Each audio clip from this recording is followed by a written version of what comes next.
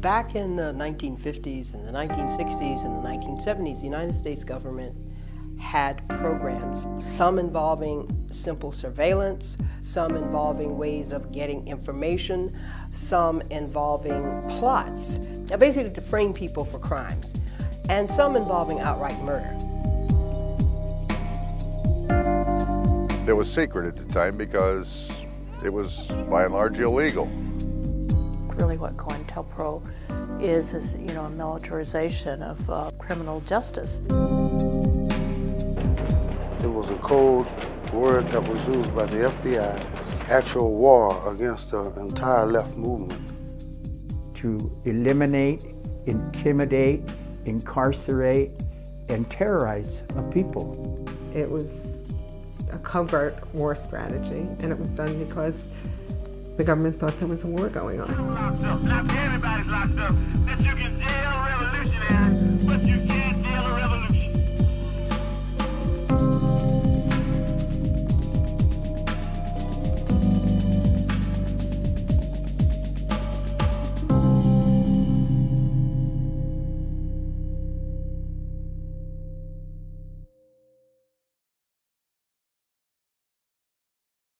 Bismillahirrahmanirrahim. Assalamu alaikum. Welcome, free to land, Uhuru, greetings. My name is Shafia Mbalia. I am with the Exposed COINTELPRO Coalition and beyond. And welcome to our program tonight on the latest tool being used against movements for justice and power, the Foreign Agents Registration Act. Tonight, we will be presenting not just the background on the FARA Act, but also connections around what it has to do with the generations-old COINTELPRO or FBI counterintelligence program, as well as a presentation from the African People's Socialist Party, of which that law, founded in 38, was used against this past year. And then finally, we have an extra treat that we did not advertise, and that is a presentation around Cop City. We thought that this program was especially important because we are in the throes of fight back where movements for justice, for power are galvanizing across the United States. Along with that, those movements against police terrorism, domestic terrorism, gentrification, all manner of attacks, both dealing with the electoral system, all kinds of attacks across the board. There is also a rising, what we would call extra legal rise of fascism, fascist and right-wing groups, not only in the United States, but across the world, particularly in Europe. And we thought that it was especially important, and we want to thank Azadeh Shashahani and her co-author for the excellent article that gave everyone the heads up about this Foreign Agents Registration Act. We thought it was quite important that we do an educational for ourselves and for all of our movements about what it is that we are facing. Not because we want to scare folks, intimidate folks, because we think that that is what the state is trying to do. But what we want to do is arm ourselves. We want to arm ourselves so we can develop strategies, develop goals, of methods of working together and getting around these. International solidarity is of a critical importance to all of our movements. And it is a critical responsibility of our movements in linking up with those in the rest of the world. And there are many activists who are doing solidarity work around Palestine and solidarity work around Cuba and Venezuela and trying to get the real story out. And so it is critically important that we are able as movements to continue that work. So without further ado, I'd like to introduce the first two speakers for this evening. Sister Ruqayya Ali is a member of Justice for All organization. It's one of the founding organizations of Expose COINTELPRO and Beyond the Coalition, and she is one of our national co-conveners. And she'll be pointing out and putting all the connections, not only about what our coalition has been doing, but also the connections of what does it have to do with the Foreign Agents Registration Act, the latest FBI programs around Black identity extremists, etc.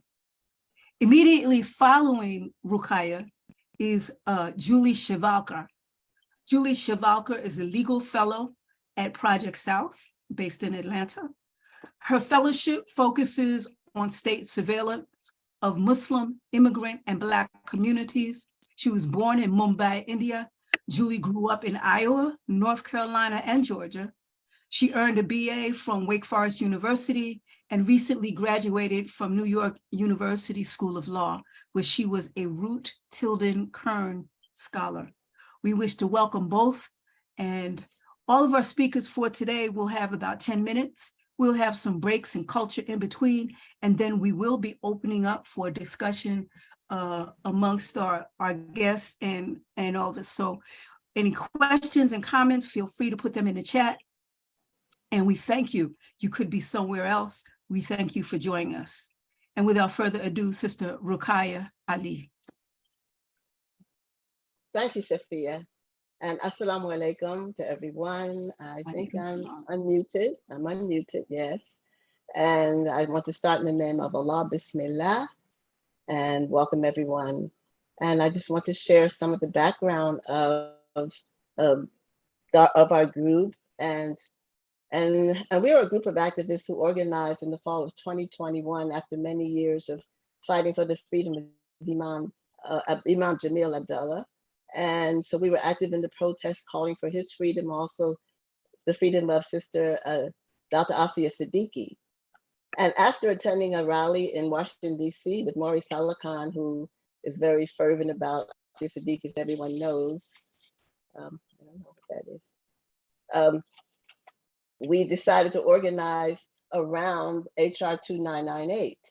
And I saw HR 2998 as another opportunity to work for the freedom of our unjustly incarcerated, because we had tried so many angles.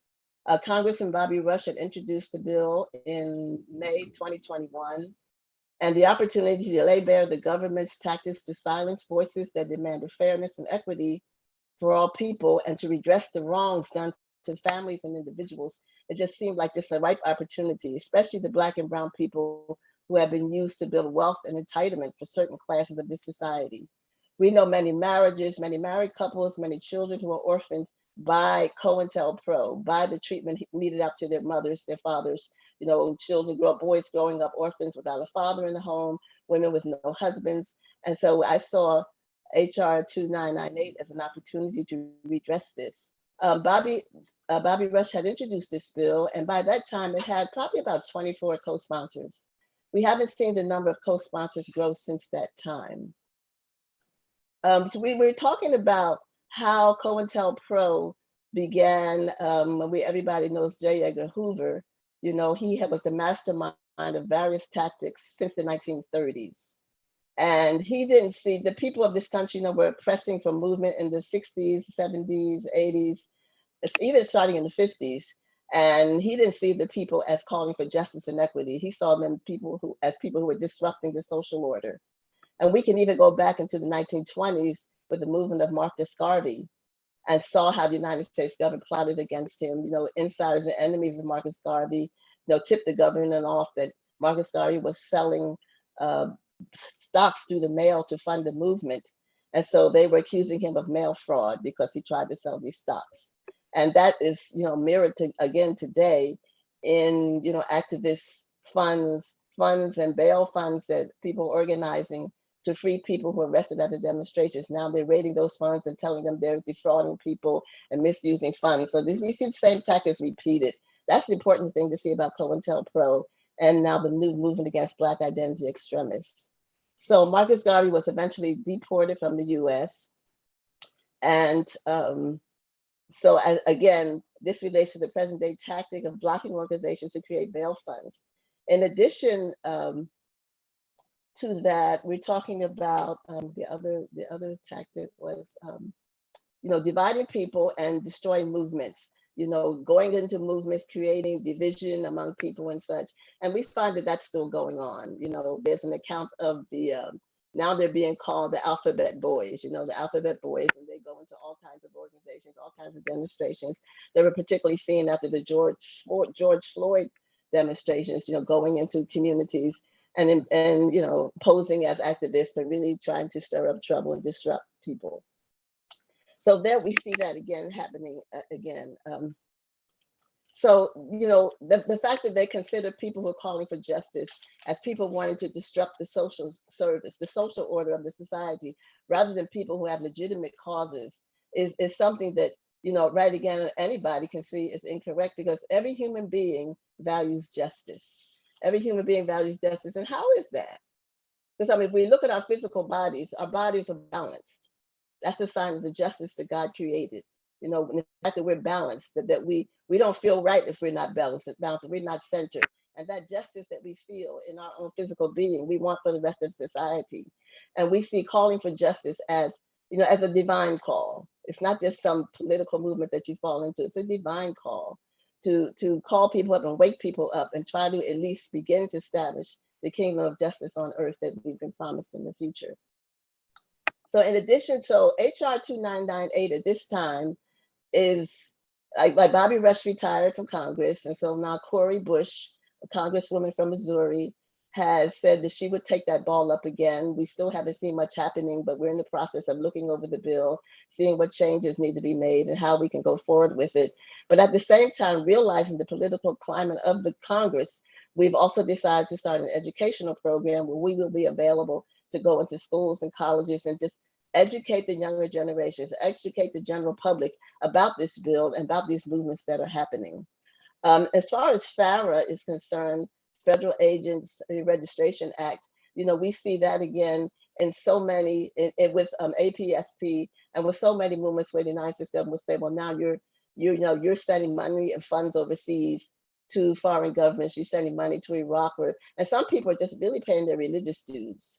They may have to pay it to a scholar in Iraq or some other country, but now you can be called it can be said that you're funding terrorism. So all those types of things are things that we need to keep in mind. And again, one of the purposes of this webinar is to inform our people about FARA and how it can be used against you. So in addition to the education initiative, we're calling you, all of you, please join us in this coalition. Join us in this educational coalition so that we can spread the word and help people to understand these tactics, that we can organize and perhaps help Cori Bush to push this bill forward. There's so much that we can do together. I want to invite you to join the coalition. And when you signed up, you saw my name, Rakaya Ali, and my phone number is there, 510-386-6441. And also Shafia's number, 252-907-4443. Because one thing that we have to remember, that even though COINTELPRO was, used many years ago, it still has new reiterations. It's still being reorganized. You have 2 minutes. Oh, thank you so much. And so, these movements never go away. And as we all see, if we want justice in this society, we know that justice has never been given in this society without a fight. Everything that the people have gained, they've had to fight for it. I talked to some people who remember their mothers in the 1930s going to Washington, D.C. to demonstrate for Social Security. Now today, people take that for granted and think that, they're entitled to it, but people had to fight for that. Everything that people have gained in this country in terms of rights and equity has had to be fought for. So again, let's join this battle together. Let's work together. Let's organize and make a stronger force. Thank you so much. And I'll be able to answer questions at the end. Over. Thank you, Rakaya.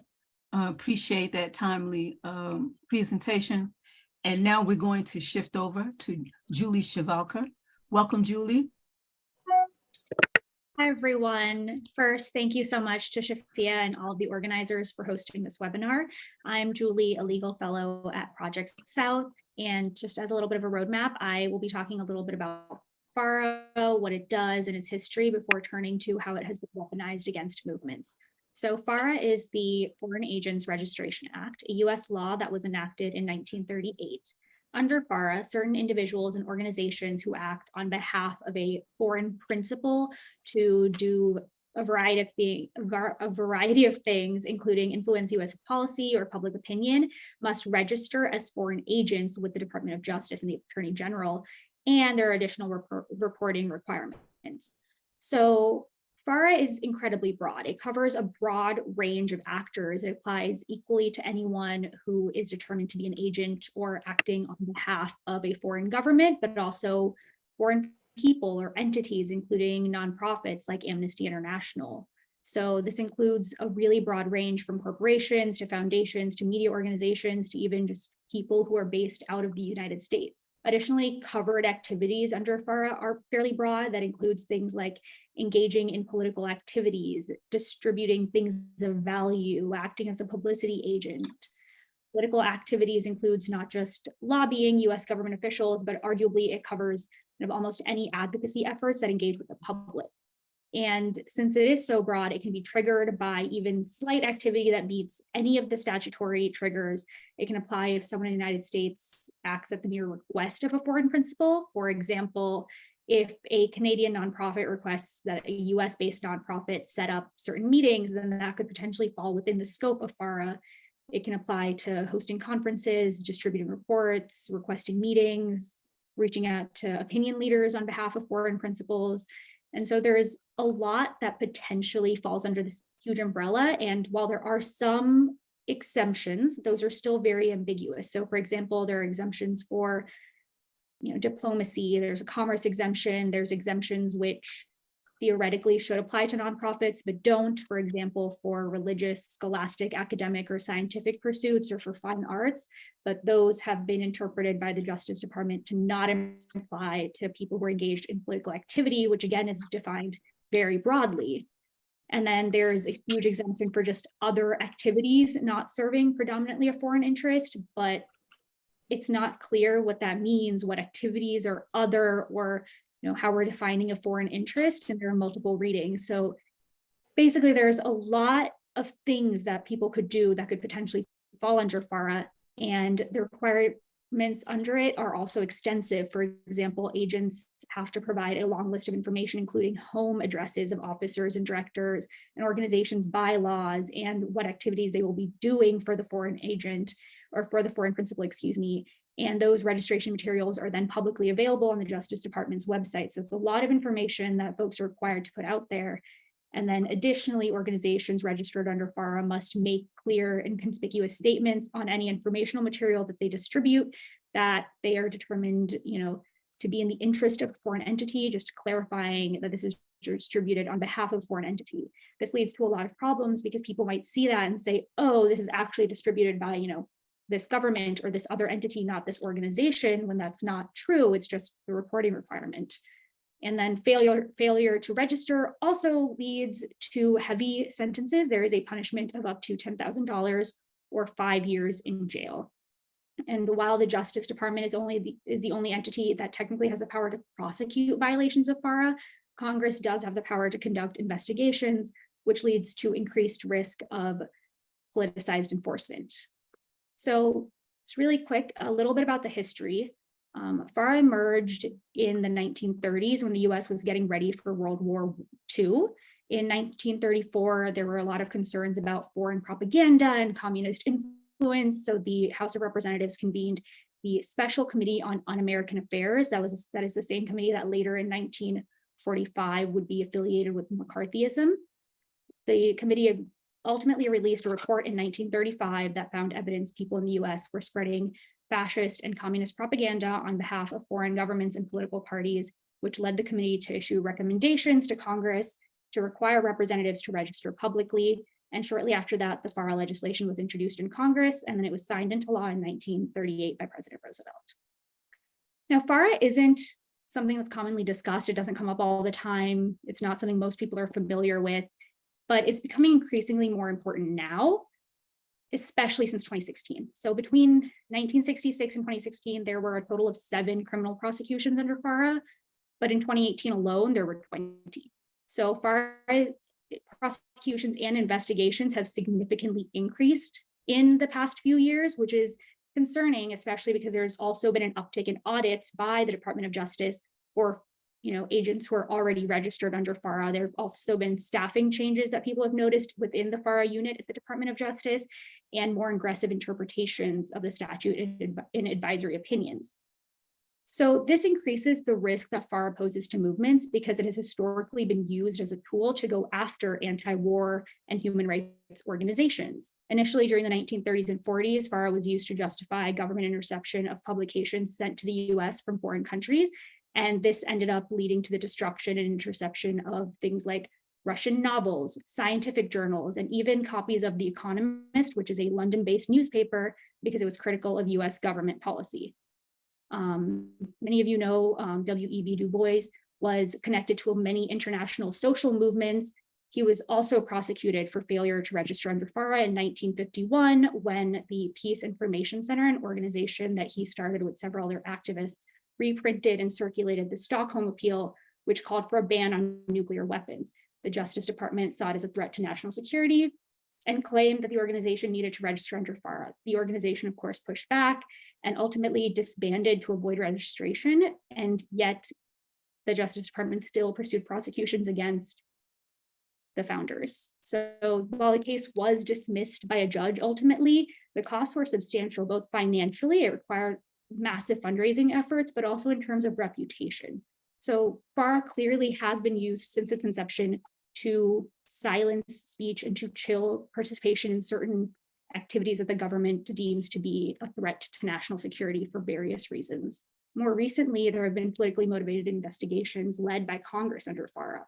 In 2018, the Republican-controlled House Committee on Natural Resources initiated FARA investigations into 4 US environmental groups, including the Natural Resources Defense Council, the NRDC, claiming that there were potential foreign agents based on criticisms of US environmental policy. The committee chairman sent letters to the groups which heavily implied that groups that were critical of the US government were deemed suspicious. The primary piece of evidence against the NRDC, for example, was that it was more critical of the US's environmental policy than China's. And although there was no formal charge, these organizations still had to work and expend resources to defend themselves from the charge of being a foreign agent. So even beyond investigations and prosecutions, there is also political motivation clearly behind the organizations which are required or which are asked to register under FARA. For example, critics have pointed out that the American Israel Public Affairs Committee and its precursor organization, the American Zionist Council, were not required by the Justice Department to register, while the Kashmiri American Council, for example, was criminally prosecuted for failing to register under the act. Similarly, in 2017, certain Russian-based media organizations, including RT America and Sputnik, were again required to register, while other similar organizations from other countries were not. And this is a problem because registration also carries risks and has negative secondary effects.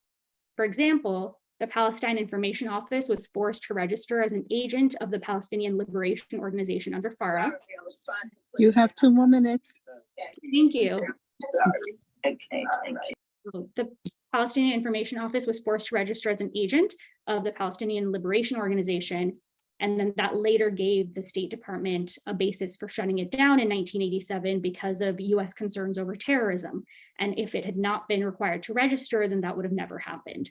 Similarly, RT America's Capitol Hill press credentials were revoked after it registered, and Sputnik, which was also required to register, then some of its business associates were required to register, which led to additional hurdles and problems which other similar media organizations were not required to face. Overall, it's clear that FARA has been historically used for politically motivated targeting, and as it's used more frequently over the past few years, currently and unfortunately likely in the future, there is no doubt that it will continue to be used in a similar manner. So that was a brief overview of FARA and some of its risks. I know that was a lot of information, and if anybody has any questions, I believe there's a Q&A at the end, so I'll be happy to answer them then. Thank you all so much. Thank you, Julie. Next, we've got a little treat for you. We got, I hope our tech folks are, there we go. We've got some art for you. Check this out.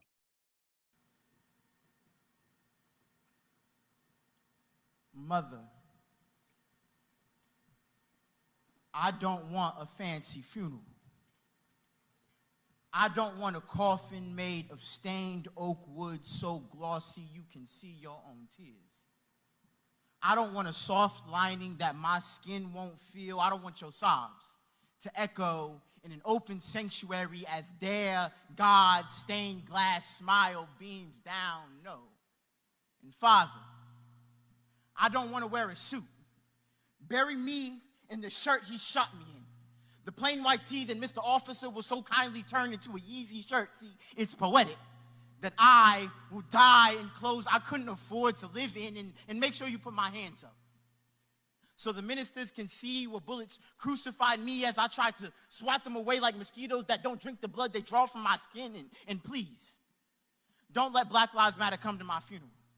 Because where Black Lives Matter goes, all lives matter follows, and I don't want you to have to explain to my sister why people are protesting my funeral. People who are so quick to say all lives matter, but they don't care about the refugees that bomb with drones, or the small Asian children that build our phones, or the migrant workers that toil in our soil, or the Native Americans losing their land over oil, but they scream blue lives matter. Like blue lives don't murder. Like blue lives exist. Like they can't take off their uniform. Like I can take off my skin. Like, how do you tell me I don't matter? Like, all I want to say is that they don't really care about us. And speaking of Michael Jackson, please sing no hymnals at my funeral. Only old Negro spirituals that our old Negro spirits will recognize and harmonize with. I want you to lead me to them. Lift every voice and sing me by and by the listening skies and stormy seas. Please take me to the King and leave me there. Do not put me on a t-shirt. I have no wish to be a fashion statement. Hold no marches in my name. I have no wish for them to step on it. Do not complain to social media. I have no wish to be a hashtag. Just don't learn who I am. I give no poet permission to pervert my name for points at poetry slams, and do not let them tell you I had a gun. God forbid they catch us with one, because the first one to fight for his right to bear arms is the last one to fight for mine, and the same one to hear I had a weapon and think I deserved it. And then they'll give him paid leave as a salute to his service. See, they want us to know that they think that we're worthless, so if they pull up behind your ride, it's okay to be nervous, just don't run. Police started as slave catchers, so you won't get far, and these days they pump rounds into cars like the tank is empty, so just sit back, relax, update your profile while he's profiling you, text your family back while he calls back up. Remember, manners rehearsed on church Sundays, please and thank you. Yes, ma'am, no mass, sir, make no mistake. Your manners might not change your fate, but at least you'll die in your Sunday best, because they kill people. Real people. And mama, I don't want to be next. Brother Hassan Bird. Hassan Bird is a poet, writer, performer, organizer, activist in North Carolina. He hosts events, coordinates them, and facilitates meetings and other kinds of gatherings. And we also have in BWFJ, Black Workers for Justice, we have a little bit of pride because he one of our own, because he one of our youngins. So we have a little bit more of him at the end. We'll be closing out the program with Brother Hassan. We want to thank him so much for allowing us, for sending us that material and allowing us to play that tonight. As Sister Rukaya has mentioned, this program is sponsored by the Exposed COINTELPRO and Beyond Coalition. It is a coalition of activist organizations. We encourage organizations to be a part. She has already told you we do speaking engagements, we do it at the schools, we do alternative media presentations, we present webinars such as we have this evening. We have a legislative committee that is meeting with Cori Bush's office. Not that we have any faith in that Congress is going to do anything, but we think that this is the educational tool so that those folks who are not clear about where we stand in America, that this will help. Next up, we have, and for more information, we want to also remind you that counterintelligence program of the FBI had several clear objectives. And there are objectives that we want to remind ourselves first about, because we are still paying the price here in 2023 of COINTELPRO. One of its main objectives, of course, was to alienate the youth from the movement. And so that you got youth now who ask us, why didn't you all fight back? And we have to tell them that we have our Mandelas. We have our brothers and sisters who have been in jail more than many of us are alive. And we are all fighting for their freedom. We also celebrate the releases of folks like Sundiata Akoli and Mutulu Shakur, Brother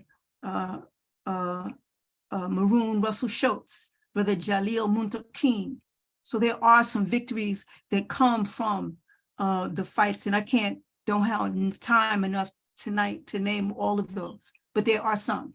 But there are many, many, many more who are languishing in the prisons, and while the United States government smacks the fingers of those who tried to overthrow it with 2 years and 18 years.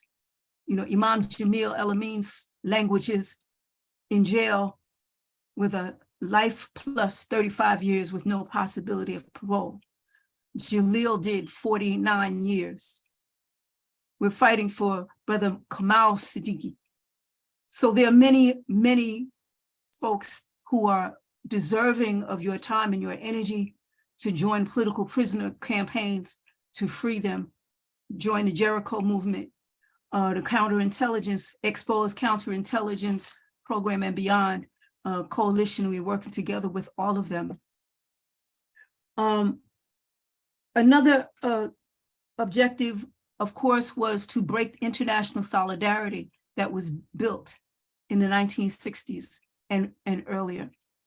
And that was a clear objective to break our movement off from those around the world who would support us and make us think that the only way that we can struggle is within the United States Constitution. And of course, another objective was to destroy the leadership of the Black Liberation Movement, indigenous peoples movements, the Chicano movements, and create disruptions within their organizations.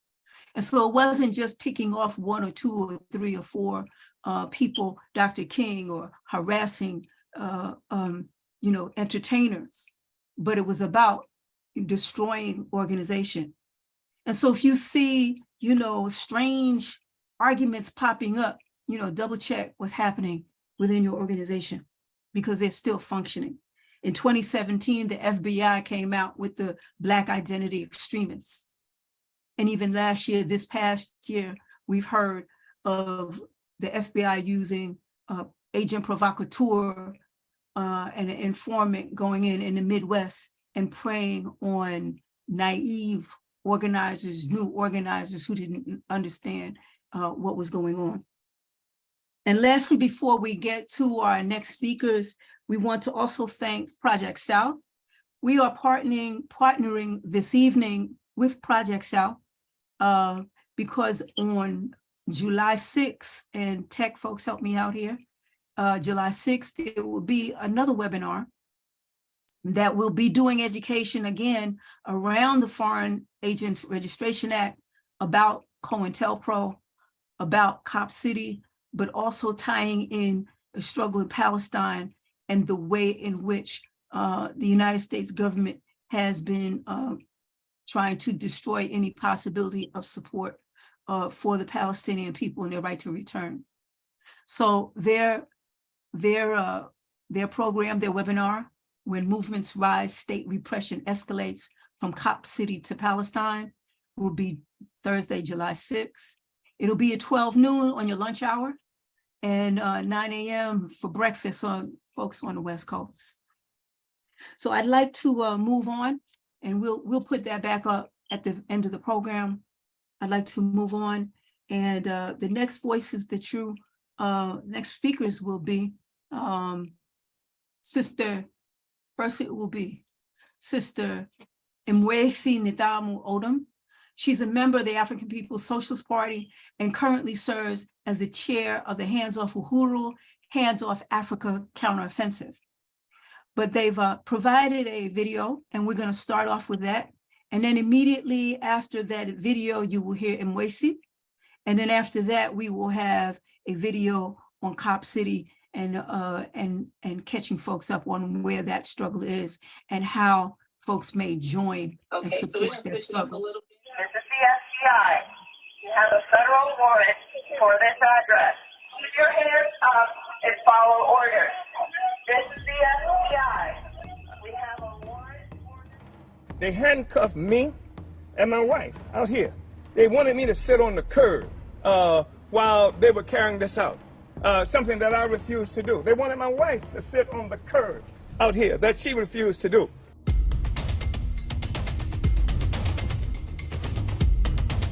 As I was coming out, this big old drone met me.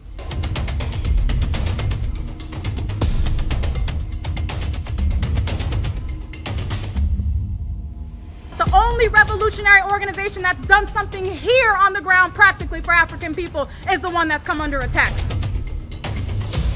Institution that offers a community radio station, a newspaper, a commercial kitchen, an Aquaba Hall rental space, and community office for our organizers. That was the building that has come under attack.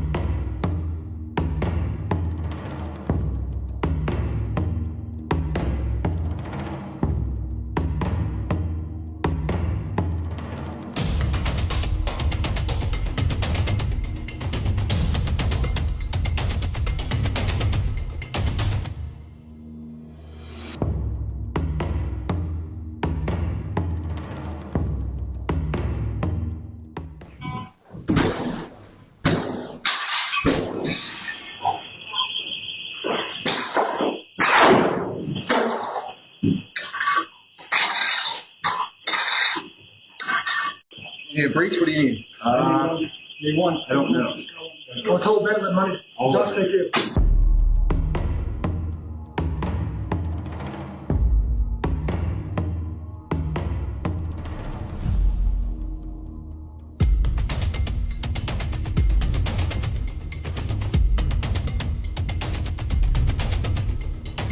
We will build a movement of white people that says hands off the Uhuru movement. They see in the African People's Socialist Party a vanguard for the struggle for the liberation of our people. They see that because not just what we do here in the United States, but because we had the temerity to do like Garvey, to do like Malcolm X, and take the struggle of black people around the world.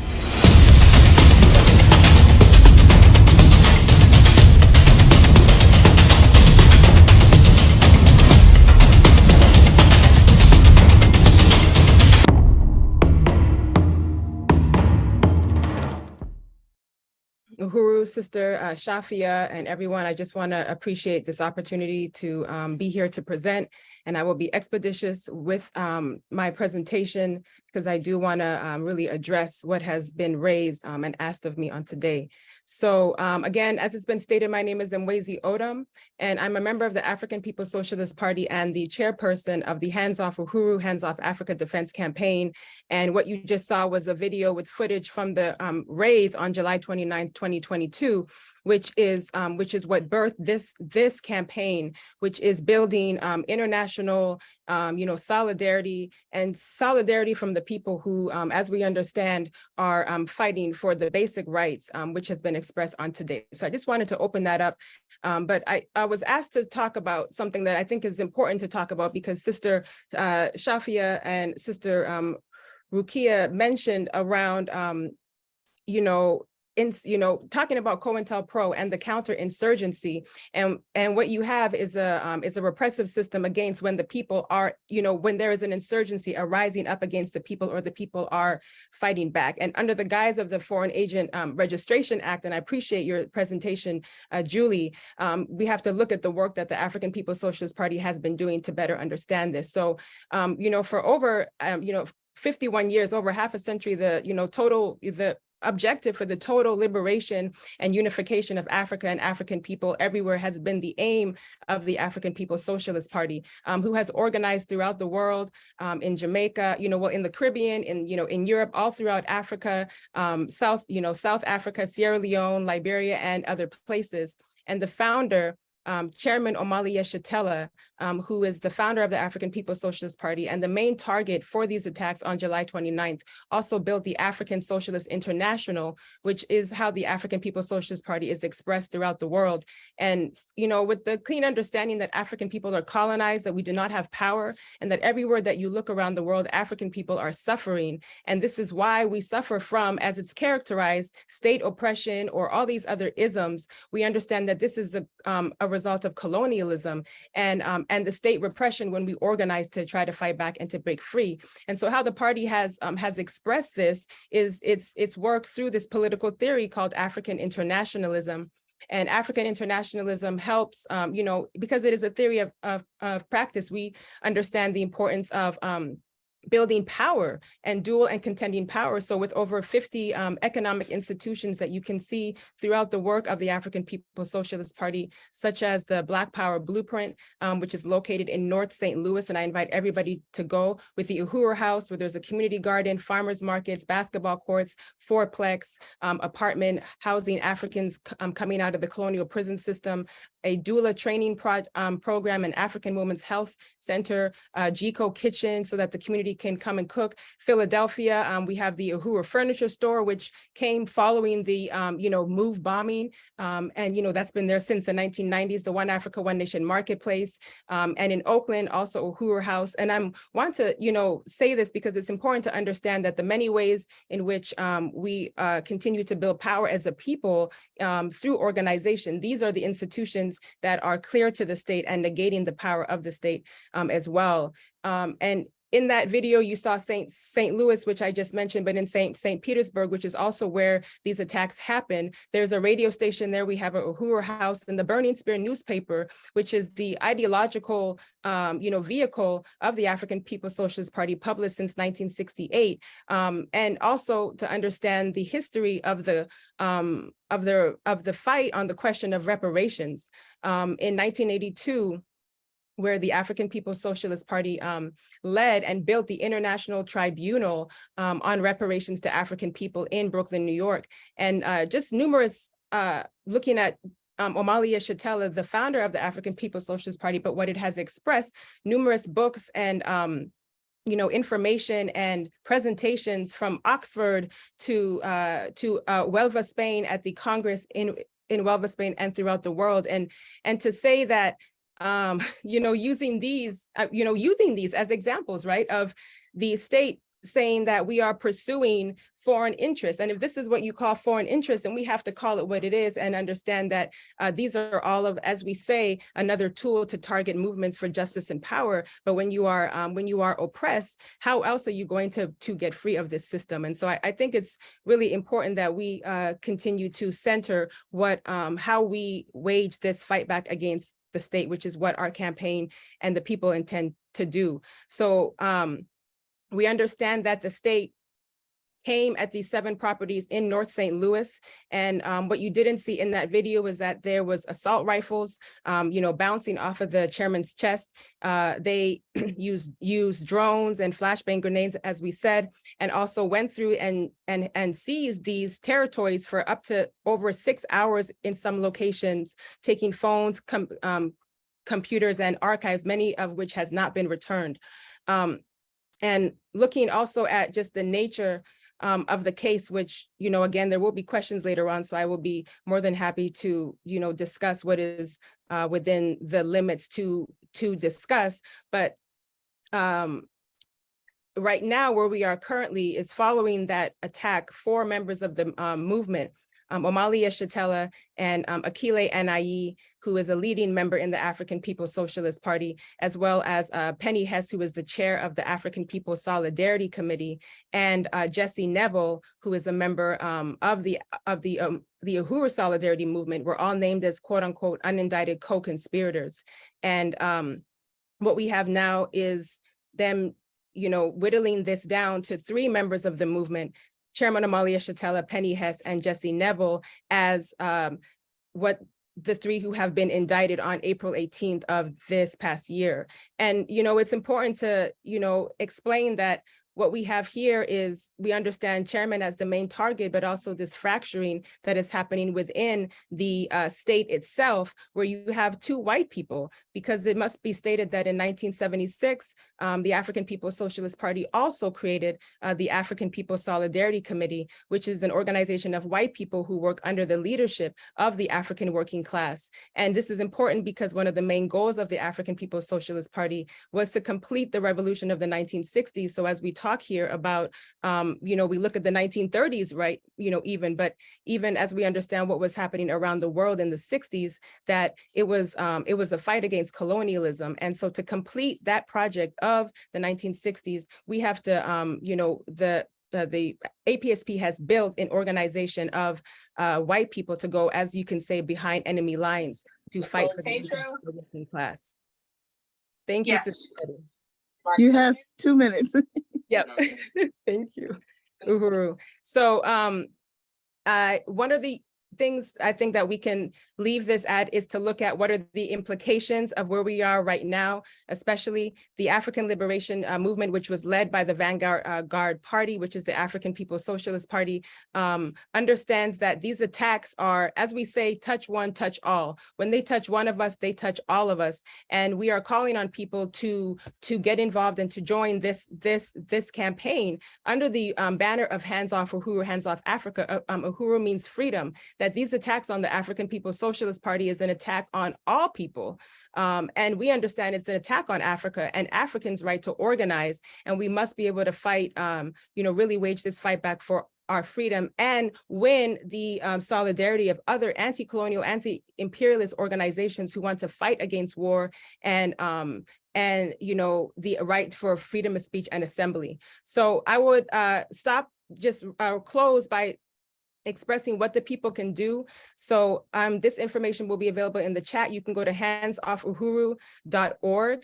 That's UHURU.org and join the campaign. We have a legal defense fund. We have to raise $277,500 minimum. That is a benchmark goal to cover the legal fees for this fight back. And we are like 81% close to our goal. So we want to appreciate people. You can donate by going to handsoffuhuru.org/donate, and that we will have a webinar this Saturday, and we invite people to come out to this webinar as our campaign just returned from Cuba for a delegation, and we'll be having a report back.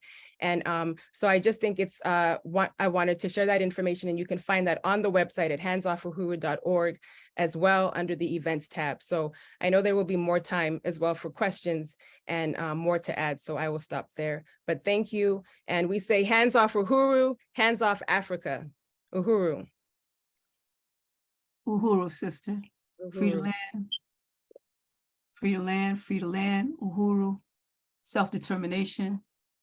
We're going to move now to another struggle that is going on. And we want to really thank everyone who's been really working together as a team on providing information of these struggles that are going on around the country. We're going to show video now.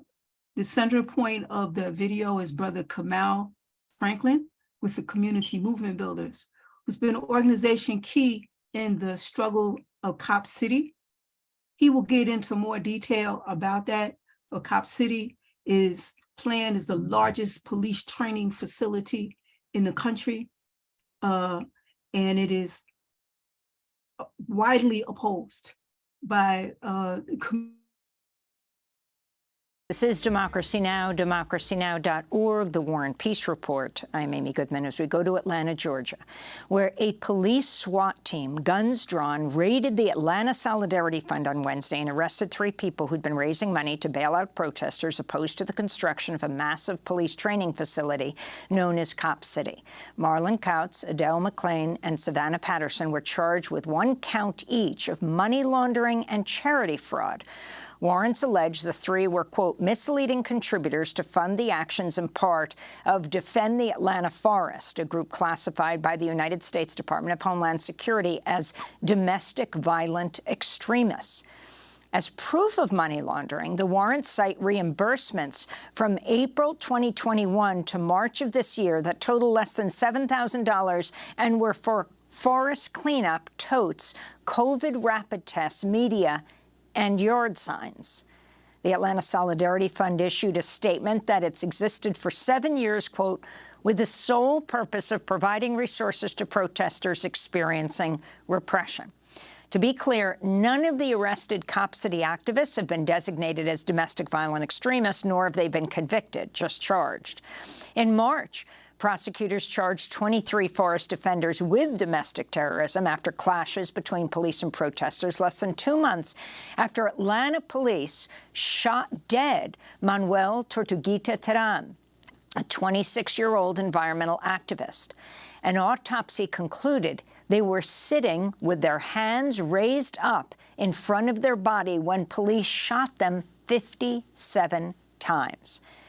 In response to the arrests Wednesday, the National Lawyers Guild issued a statement, quote, in firm solidarity with the Atlanta Solidarity Fund and all of the Stop Cop City activists unjustly targeted by law enforcement, unquote. They noted, quote, bail funds exist to protect people's right to dissent. They're necessary, legally sound resources that help people more safely access their constitutionally protected rights to speech and assembly by lowering the risks of financial ruin or indefinite jail time, unquote. The arrests come just days before the Atlanta City Council is set to vote on the fate of Cop City. Officials recently admitted the public cost of the project will top $67 million, twice as high as originally stated.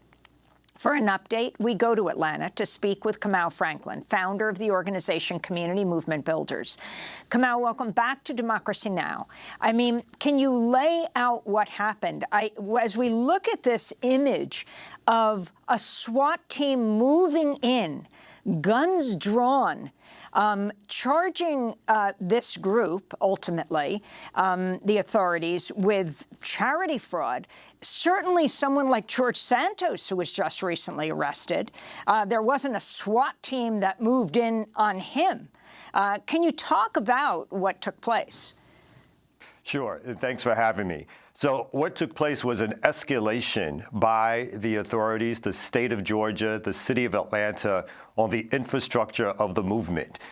So approximately at 9 a.m. on Wednesday, the Georgia Bureau of Investigation, along with SWAT teams, there's reports that there were personnel from Homeland Security there, decided to back a truck up in a residential neighborhood, an armored vehicle with armored police personnel, SWAT teams, to basically go in, guns drawn, as you stated, to arrest people on what essentially would be considered a white-collar crime and or a financial crime in terms of what the charges would be. But this use of violent force against the Atlanta Solidarity Fund really shows that the real intent has nothing to do with any criminality, which has never taken place with the Atlanta Solidarity Fund. But this is really another way of destroying and attacking the infrastructure of organizing and movement, particularly against those who have been organizing against Cop City. Wouldn't this, to say the least, be a deterrent to people who might want to donate to the fund? Well, apparently this is with the hope of the Atlanta Police and the Georgia Bureau of Investigation, and again, the Governor Kemp.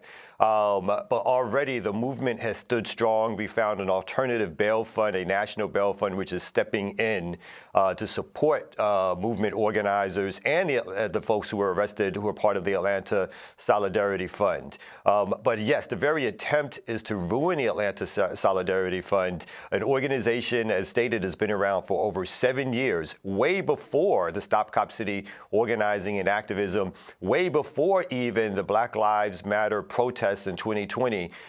These folks have been around organizing and supporting movement activists and organizers, making sure that anyone who was arrested in Atlanta had an opportunity to receive bail, and instead of being locked up and waiting trial, that those folks could defend themselves on any specious charges. Once they were out, they could resume their lives, they could resume being active and organizing. They are basically a needed infrastructure for organizing and movement, which the state and the city has gone after and attacked. I want to go to Marlon Couts, one of the 3 Atlanta Solidarity Fund organizers who were arrested on Wednesday. But they were speaking in February after information surfaced that Georgia prosecutors were preparing RICO charges against activists who opposed the construction of Cop City in Atlanta. He's currently in jail. We understand that this movement is as broad as society itself. It includes environmental activists, community groups, faith leaders, abolitionists, students, artists, and people from all over.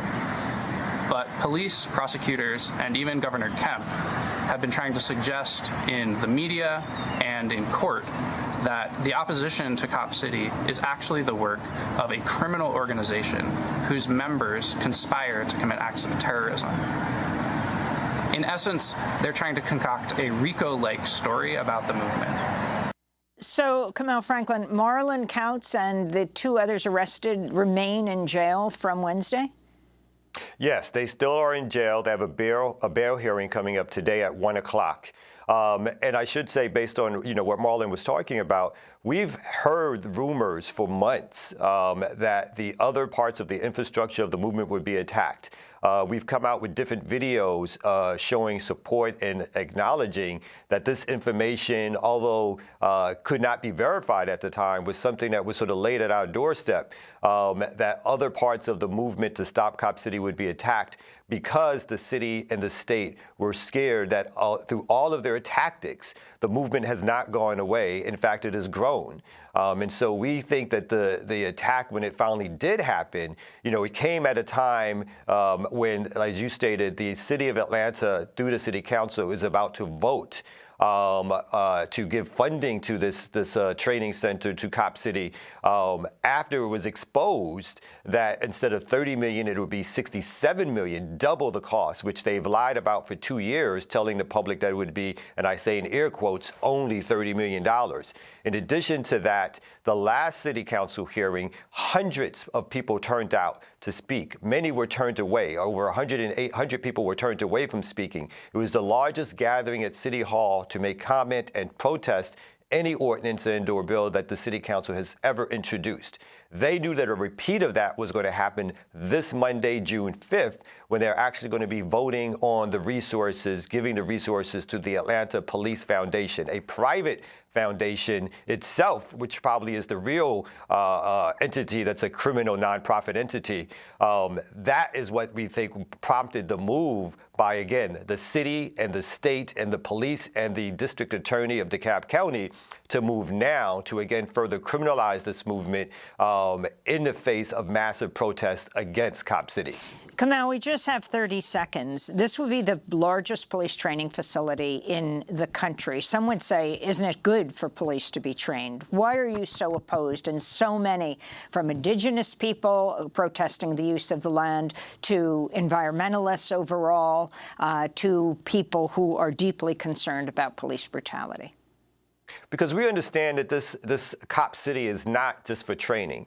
The officer that killed Rashad Brooks in Atlanta had over 2,000 hours of training. This is not about the training of police. This is about the militarization of police, the over-policing of black communities, and the attacking of movements and organizations that oppose police violence. This is an extension of that, and that's why we are against Cop City, because we know this is not about training. This is about police militarization and the over-policing of black communities.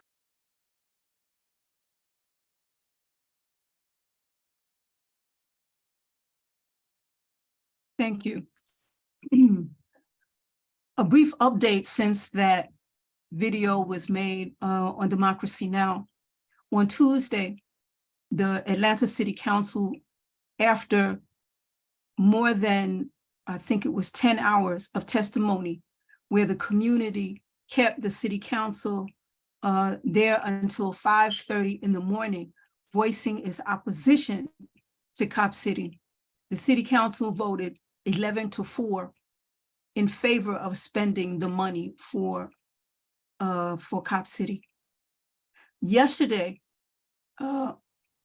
opposition organizers held a press conference, and they've announced the next step, that even though the city council had that vote, then they will not have the last say.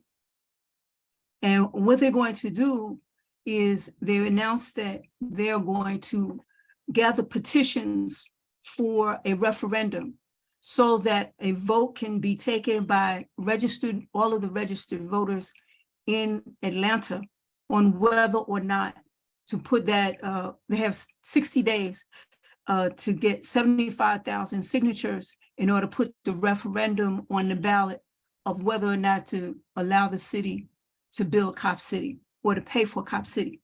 So the first thing is the 60 days to collect 75 petition signatures. They have to be in City of Atlanta registered voters. And we are going to put in the chat, I'm going to read it, the URL, and then we're going to put that in the chat. And then we make a promise to everyone who has registered this evening for the webinar that we will send out the notification from the organizers on the steps and the call for volunteers.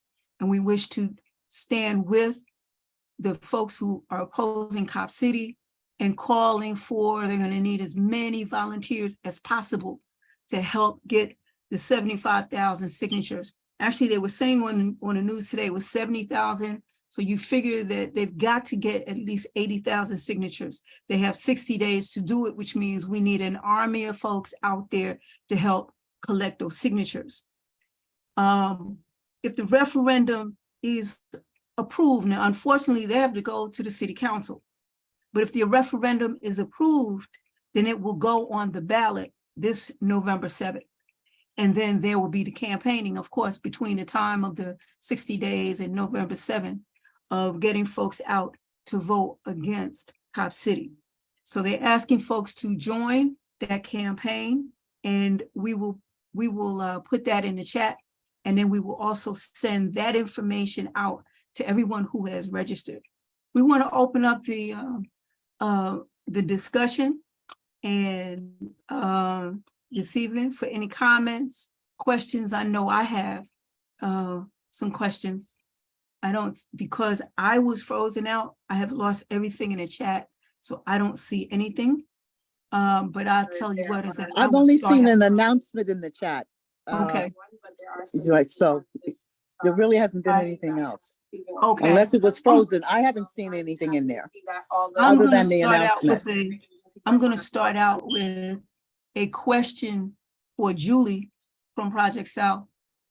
You've named all of the things, and if we could get all of the folks to turn their cameras on and join us.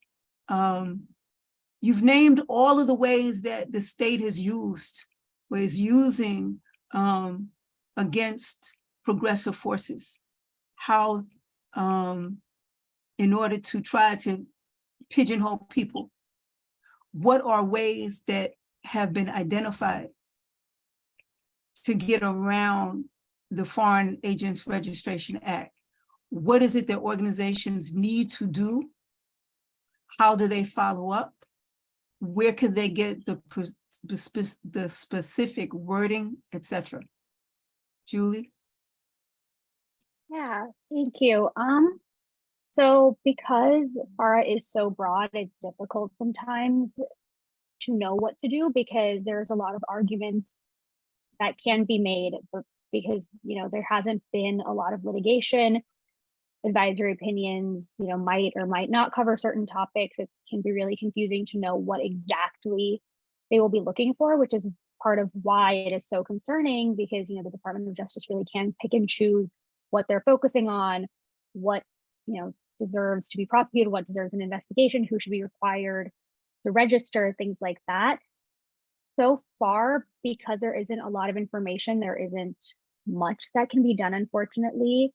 So far, for example, in 1951, Du Bois and the other activists who were targeted were able to prove that the Justice Department's interpretation of FARA was too broad and it didn't fit the statute or fit the act. So that's an option, but again, that takes a lot of time and resources and money. There are a lot of calls, especially last year, that came out for FARA to be amended or changed.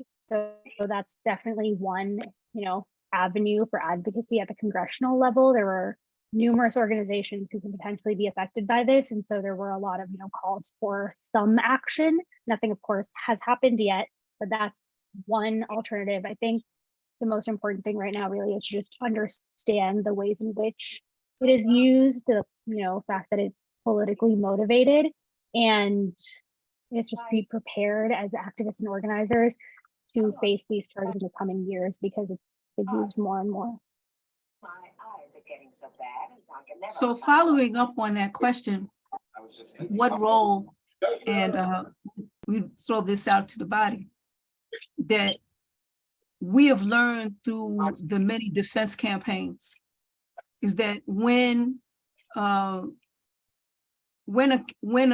activist organization is attacked and have to answer all manner of legal charges, if there is not a major campaign out in the street that educates and fights for in the court of public opinion, as opposed to the state's courts, that we've been able to change up and change the playing field and push the leverage our way. So, excuse me, somebody needs to mute. Somebody needs to mute. Thank you, bro. Appreciate that.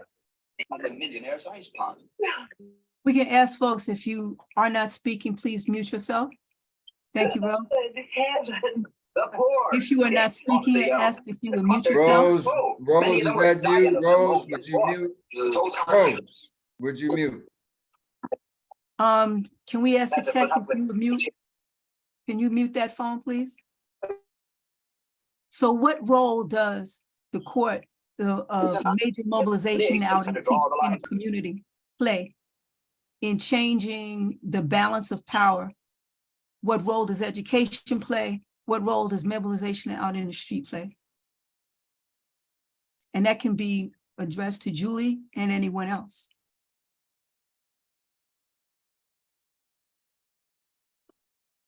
And Julie, you're still muted. Go ahead, Julie. I think, I don't have a great answer for that, admittedly. So I will open it up to others to jump in, and then if there's anything that I might jump back in later. All right. I think I'd like to throw it to some of our former political prisoners. I think there's a couple of folks online. I see Brother Bilal. I did see Jaleel on earlier.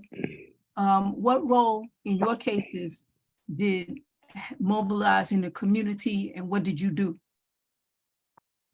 And I'm going to pick on Bilal because I see him. Okay, well, I accept being picked on, and welcome the opportunity. Opportunity to make this a further and educational moment. I seek refuge in the law against misleading and being misled. I seek refuge in the law against betrayal and being betrayed by ignorance by others. I ask Allah to guide my heart and tongue, and to help that everything that I say can be used to enlighten people tonight. One of the things when you say what trial, one of the trials that I was on was the trial of the United States versus Mutulu Shakur. And that trial was a RICO trial. They brought charges against us that we were operating a criminal enterprise, just as like what one of the objectives of that they're working around with Cop City, as Kamal Franklin explained. They want to portray revolutionaries as criminals, and that's what we have to always be in a position to fight back at. That's they want the Uhuru movement to be seen as criminals, and what they failed to do, they couldn't find any criminal activity to attach them with, so they used FARA. They wanted to use FARA against us, but what happened was that the judge in the case, Judge Duffy, just decided that was too much. You're bringing it too much. Plus, you're going to show, if you bring FARA Act, you're going to show that the government's motive in fighting these people is a political motive. So they decided not to use FARA in that particular trial and to try it as a RICO trial. But you can check out the movie, an excellent movie called American Gangster, Dr. Mutulu Shakur, where they tried to portray him as a criminal, but the truth wins. The truth just shines out all through that movie. That's American Gangster by Dr. Mutulu Shakur. And the other, where it all came from is another video that I'm advising people to see, and that's the People's Detox, and so it shows the history of the work that Mutulu Shakur was involved in that led to him being targeted, and the trial. We want to salute him. I'm using him as an example also because we're saluting him because he's been out of prison for 6 months. 6 months that they never predicted he would come out of prison. They predicted, they had everybody crying, saying that he would be in prison and he would die in prison. And he's been out. He got out December 16th, and he's still out. And we keep people around him, activists, revolutionaries, people that he trained in the medical field, in the field of natural medicine, and specifically in acupuncture. But the thing that we always have been about from in the time when we ran the Lincoln Detox program, we also had another program that was called the National Task Force for COINTELPRO Litigation and Research. And that's what we need to perhaps broaden this coalition to bring about the existence of a task force of people who make their business fighting the enemy. Because in fighting drugs, we determined that the way to keep your recidivism, the way to keep you from going back to fight to using drugs is to continue fighting against those elements that are forcing drugs in the community. So the way to win this battle against people constantly fighting us is to constantly fight them. And you take it to the legal point and you bring litigation wherever you can. But the main thing is that you continue to do research and you continue to expose research. I yield. Thank you, Bilal. I think I heard that call. I hope everyone else heard that call of organizations to join this coalition, Expose COINTELPRO and beyond. And this is the beyond part where we are pointing out the relationship of the whole issue of state repression, period. And that COINTELPRO was only one aspect and one program. We also point out the need, and we are trying to show it through practice, is the strategy of united front. We all don't have to agree on all points of strategy and tactics, but we do recognize that when one is attacked, we all must respond. And so that is the call to support APSP in its struggle against state repression. And Wazy, are there court dates that anyone should be aware of and where are they? When are they? Do you want people out for that? Uhuru. Well, I just want to appreciate this discussion and the call to support. And the answer is yes, in the sense that we want people to come out. We want people to be there. We don't have any information as of yet, but when that is available, we will be sure to, provide the people with that information. We invite people to sign up to get updates. So if you go to the Hands Off website, handsoffruhuru.org, on the main page, you scroll down, you'll see where you can sign up for emails. And that's the best way to stay in touch. And our emergency response pledge, which you get an automatic text message if you want to be alerted by text as well. So thank you, Sister Shafia, for that. And we do have a legal, I don't know if I can just say a little more about that, because I think it's important, because the question of how do we beat them, the question that was raised, or how do we all these ways that we can be charged as foreign agents. How do we work around it? There really is no way. This is colonial law, and we understand that, under this system, when we use their law, we still come under attack, right? And we use the electoral field to vote and to, provide things on the ballot that speak to the interests of the African and, working class communities. And we get, accused for sowing dissent, or when we, do vote, we get attacked for even helping to register people to vote, which is what we saw, during the, struggles of the past. And I think that's important because, we have this legal defense strategy that is very, much also looking for volunteers and for people to get involved, but to understand that we will win, we will win. We understand too, we do plan to put the state on trial. It is time for the people to build this united front in the courtrooms, but it has to be one on the ground as well. And ideologically, we may not all see things the same way, but it's clear what we are fighting against. And that is, what is coming under attack. This weaponization of free speech is the people speaking out and speaking the truth about what's happening, and the resistance. And so I do want to just unite with the importance of building a larger front on what this looks like, because it's going to be very important that the people have confidence in this period in history that we will win. So Uhuru. That's right. Yeah. We will win. Yeah. We will win. I see Sister Rukiah. She's got a hand up. Yes, to your question about the relationship between education and state repression, it's now becoming very obvious that there is seen a strong relationship between education and what the state can do, and that's with the banning of books now. So the knowledge of experience of the people past cannot be passed on. Because, for example, just take one book, the autobiography of Malcolm X. People are still reading that book 50 years later, and how it woke so many people up.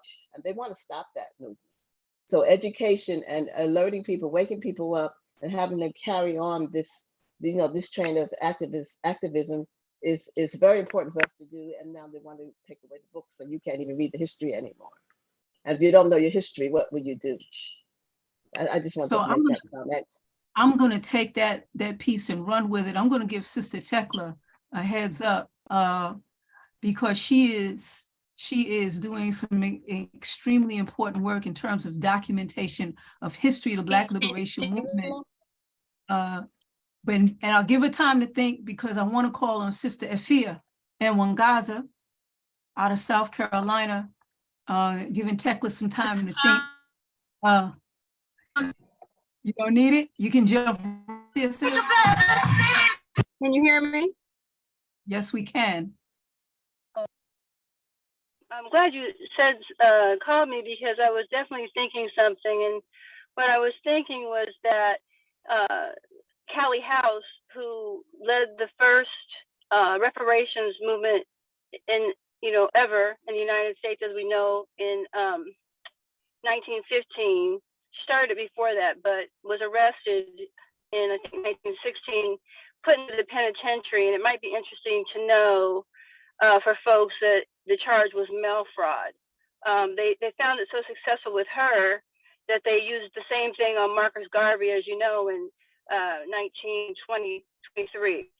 So it's the same playbook. They have only one playbook. And I think that it's important that when they can find nothing else, when they can manufacture nothing else, then they go back to the playbook, which is simply to say that that you have raised money with wrong purposes. So it's very clear to all of us what they are doing there to the bail fund people in particular. And I do agree, Sister Safia, we have to, when they attack one, we have to, otherwise we'll all be completely annihilated. And as the other sister said, I'm sorry, sister, with the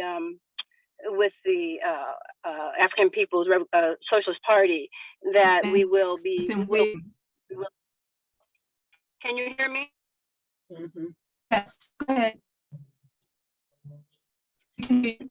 No, that's all I wanted to say. That simply think it's important that when we are explaining when we were, what was it, Brother Bilal said, we have to expose them. Well, part of the exposing is their pattern of attack against us. And it needs to be known that they've done the same thing over and over, and that these mail fraud, these fraud charges, I actually have a brother that wants to do education classes. I was in Uganda this summer, and they want to do education classes with the women via Zoom. And I'm wondering now, will they bring up the FARA if we teach anything that's true about U.S. history?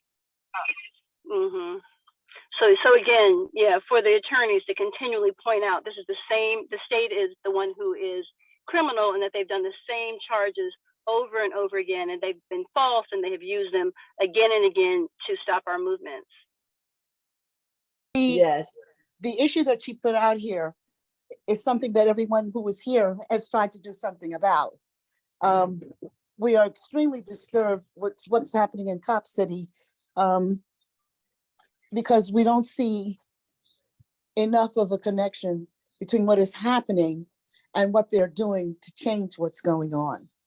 And I think everybody that's on this call has had some experience where they have had a positive change based on organizing.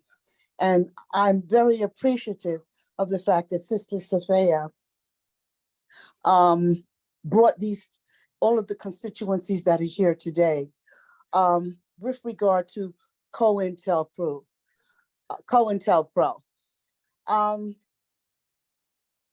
The main problem that I see we are having is the contradiction and the reality that no people are ever enslaved without the connivance of their own. And what you are seeing in Atlanta and what you have seen when Obama was president is the connivance of our own to keep us in chains to capitalism. And until we address that issue and recognize that the trees in the forest do not call the axe brother just because it has a wooden handle, we're going to be permanently stumped. The other thing is the necessity of moving the movement forward. If once you petition and you protest and you march and you don't have a response from the system, then the question is what? If you don't have a response to the system, then what are your alternatives? And I think that's the crisis that we are facing in this country right now. I salute the chairman, because one thing it is obvious they were able to do is to create institutions within this society that are changing things. And I think that's why they went after them, because they had successful answers to infant mortality rate.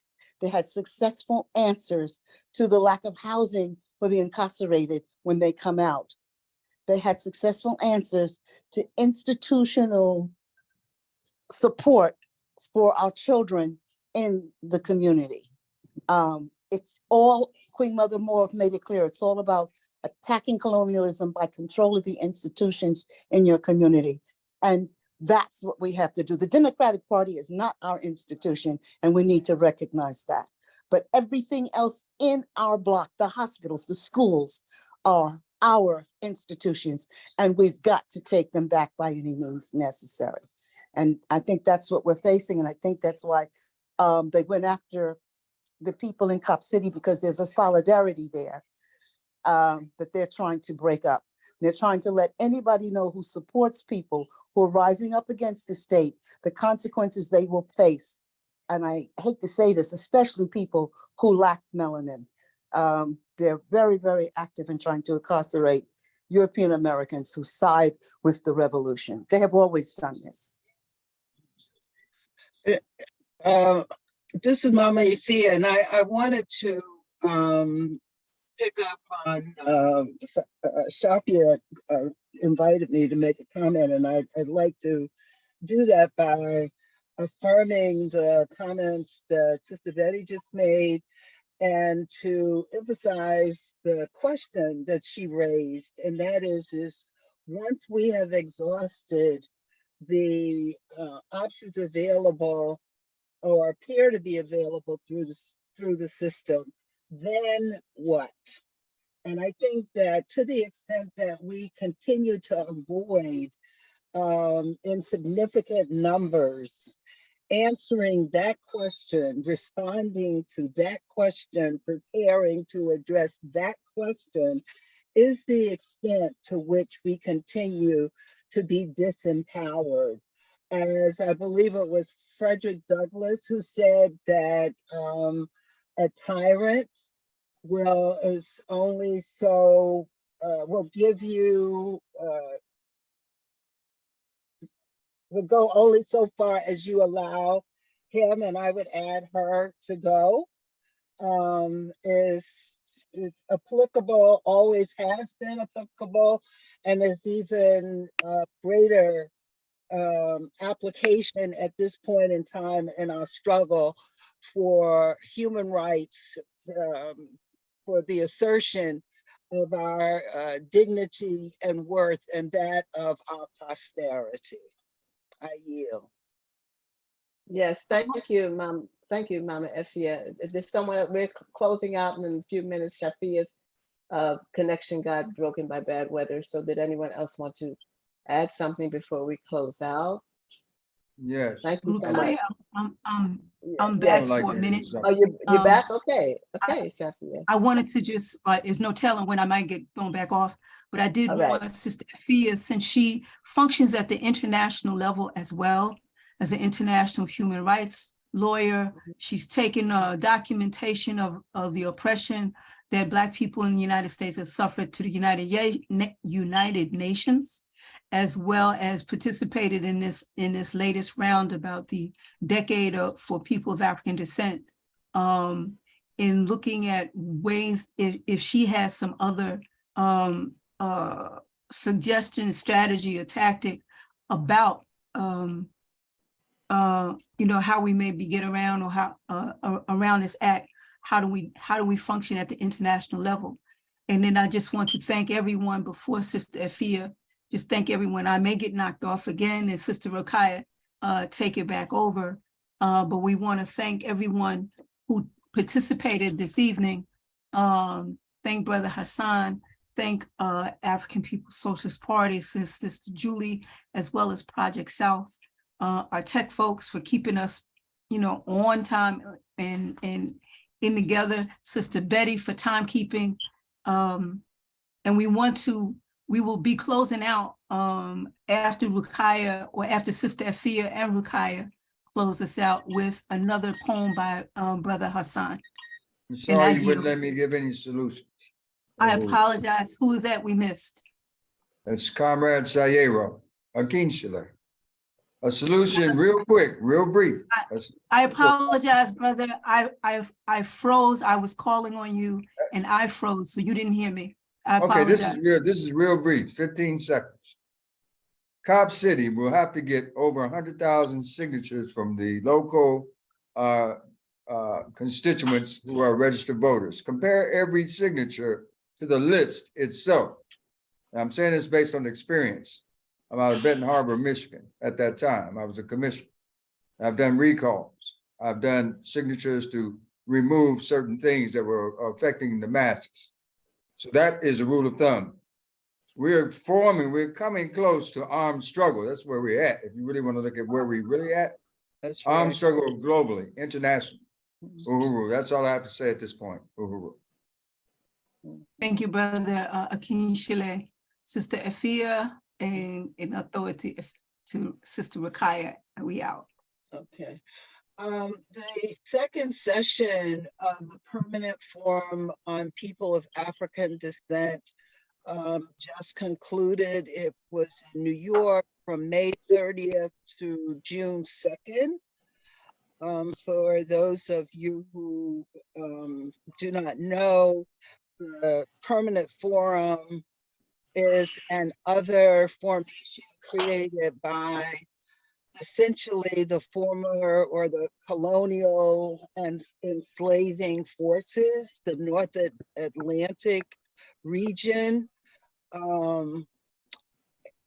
It is an other boondoggle in an effort to distract us from the self-determination that was manifest in building the global consensus called the Durban Declaration and Program of Action, wherein colonialism, slavery, apartheid, and genocide were declared crimes against humanity and a basis for liability for reparations, which the United States and its allies fought from its inception and has continued fighting. They are attempting to substitute the Durban Declaration with what is called the Sustainable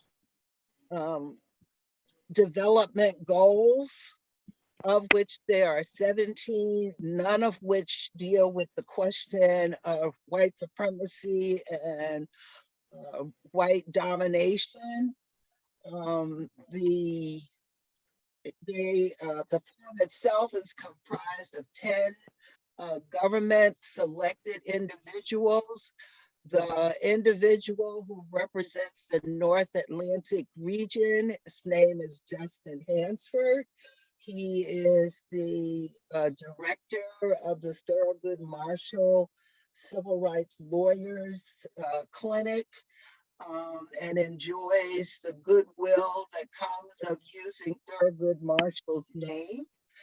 We have challenged him on his complicity with the United States State Department, which nominated and ensured his election, and the various efforts that are being used to undermine the Durban Declaration and Program of Action, the DDPA, as commonly called. The benefit of the permanent forum is that it puts us in touch with African people from all over the world. And it establishes the fact that the problem that we all have is the same. As in the case of the Bandung Conference in 1954, out of which came the non-aligned movement, where the West was attempting to force newly independent and emerging nations, African and Asian nations, to side with the West as opposed to with the Soviet Union. We are in that same kind of moment at this time, which is symbolized by the DDPA. The DDPA is a global consensus, not a compromise, a consensus reached in 2001 by oppressed people from around the world, led the issue of reparations, led by Africans from this country, in the person of Roger Wareham and the December 12th movement, where the language of criminality and compensation was formulated and institutionalized by African states and the African Union. It is the highest expression, modern expression of self-determination of people of African descent,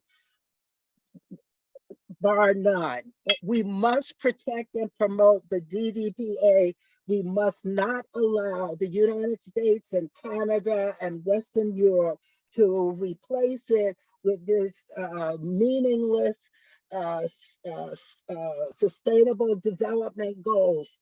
The people that they have put into position, whether it's SB Barr, whatever her last name is, the former Black female vice president of Costa Rica, and this and that. We cannot be distracted by race. As Imam Jamil Al-Amin reminded us, Black is necessary, but it's not sufficient. these people who are in these positions, including folks from CARICOM, are operating on relationships and positions of convenience and personal and professional opportunism, and we must not allow them to speak in our names without challenge.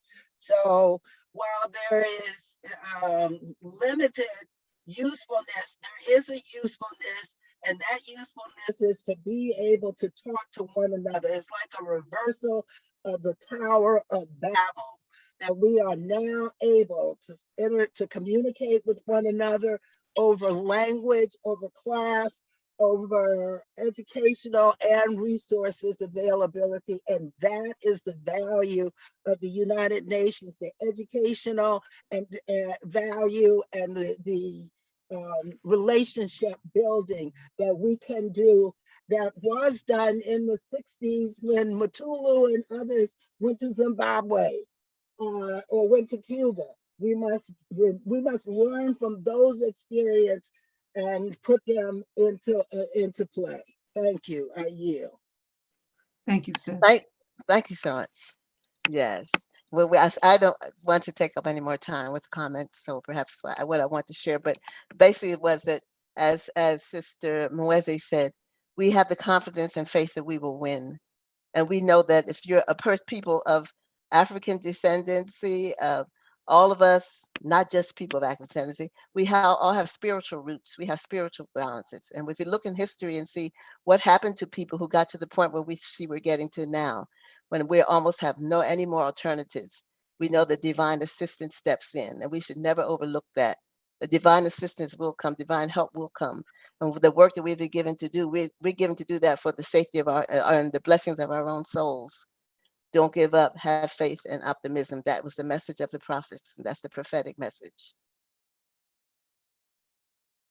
And don't forget the webinar on July 6th.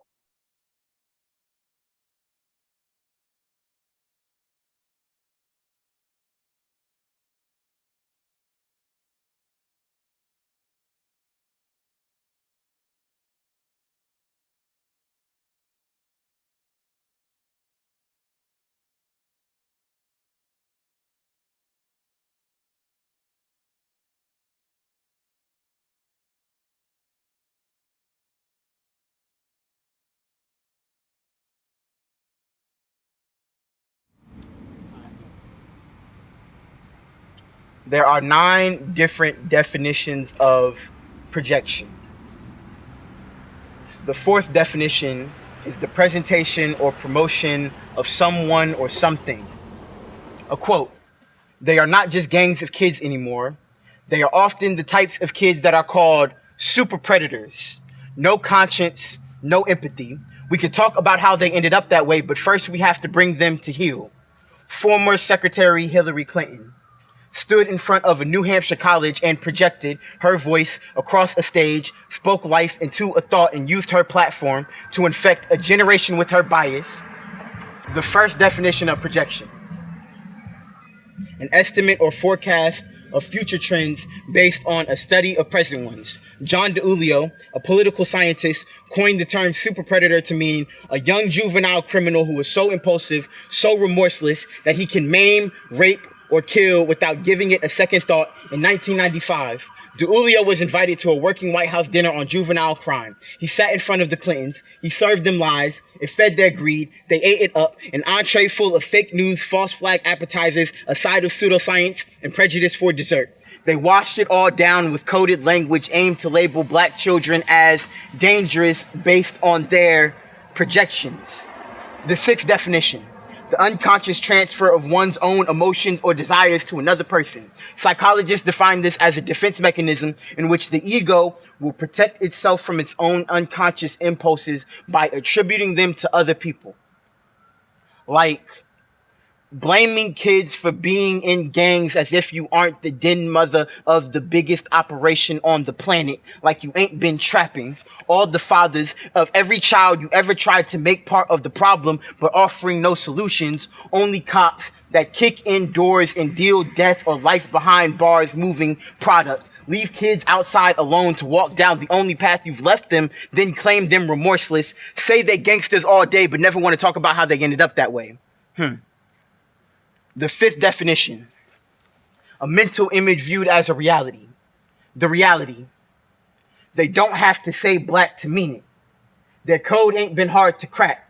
Since they declared war on drugs, but ain't say they bought the pack, then crack bombed our communities and cracked down on our backs. The worst thing to ever come into our neighborhoods was white. Packed up or blue-eyed or blue lights, killing our kids and cry wolf if we fight and we vote for the bastards that sign laws into action, that pay for the cops while we pay for the caskets. Let's be real. Politicians are the real super predators. No conscience, no empathy. We can talk about how they ended up that way, but first we have to bring them to heel.